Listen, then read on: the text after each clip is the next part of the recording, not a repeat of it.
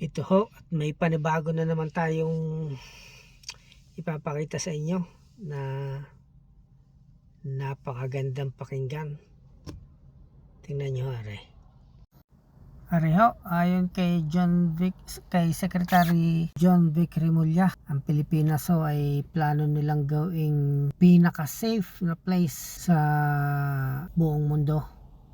Napakaganda hong pakinggan napakasarap pakinggan. Sana ho ay walang mabitag itong mga gatong klaseng pananalita. Ngayon ho, ibang style naman, hindi na mahirap ang ginagamit. Ang ginagamit na ngayon ay ang pagiging safe ng bawat isa o ang pagiging safe ng Pilipinas.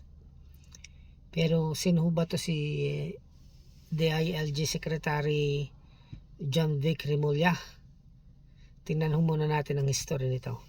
Johnny Remulla Sr., who was a long-time governor of Cavite, and his brother Jesus Crispin Boying Remulla is also a national figure, former Justice Secretary, and has held elective posts in Cavite. Another brother, Gilbert Remulla, has also been active in politics. John Vic nephew, Abeng Remulla, son of Jesus Crispin Remulla, won the governorship of Cavite in 2025.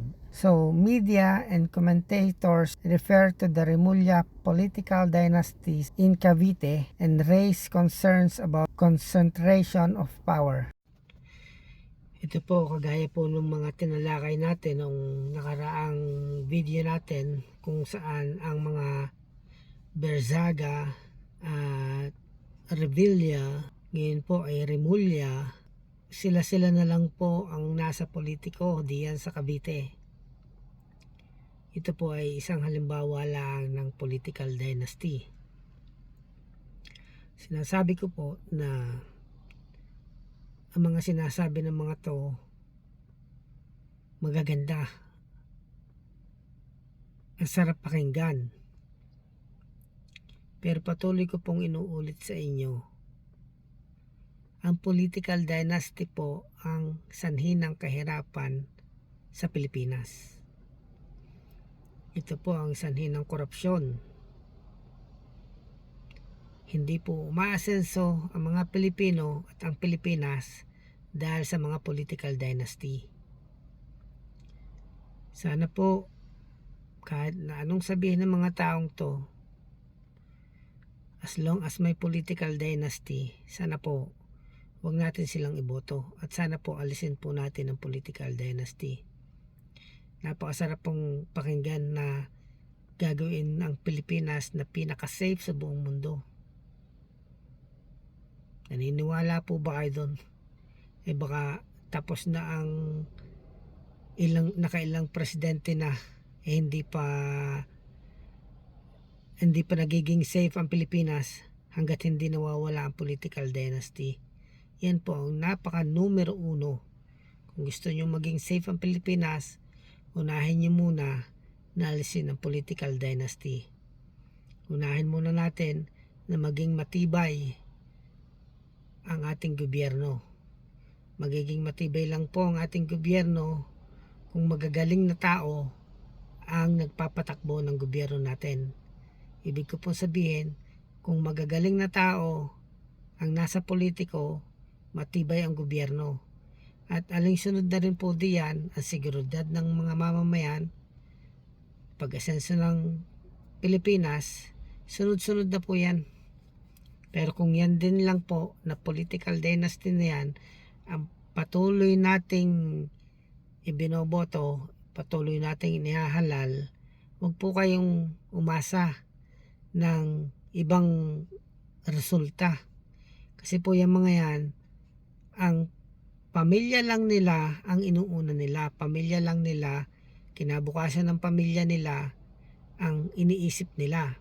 Kaya po ang mga yan, inilalagay sa posisyon ang mga anak-anak nila, ang pamilya nila, kasi alam po nila na nadidiyan ang pera.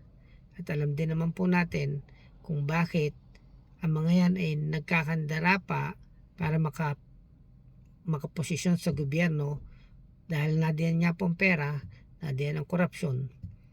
Kaya po, maganda po sana yung iminumungkahi niya na lalagyan ng CCTV. Pero sa ngayon po, mahirap na po magtiwala sa politiko, lalo po at may political dynasty. Kasi maulit na naman yan, maghanap na naman yan ng kontraktor kung bakit ba naman po naghahanap ng kontraktor ang gobyerno, gayong kayang-kaya naman ng gobyerno. Kasi po ang politiko pag naghanap ng kontraktor, alam na po yan, may kickback na yan. Kaya ho, sana maalis natin ang political dynasty sa Pilipinas. Kung gusto nating umasenso ang bansa natin, mabago ang sistema ng gobyerno, wag po natin paulit-ulitin kung sino ang nakaupo sa ating mga lugar. Buong Pilipinas po yan, hindi lang Cavite, hindi lang Batangas, hindi lang po Calabarzon, sa Mindanao, sa Visayas, iba't ibang parte po ng Pilipinas, political dynasties po yan. Kaya wag po kayong umasa ng pag-asenso kung hindi po natin tatanggalin ang political dynasties. Wala rin po pag-asenso ang Pilipinas. Kaya sana ho, tanggalin na ho natin yung political dynasties. Salamat ho.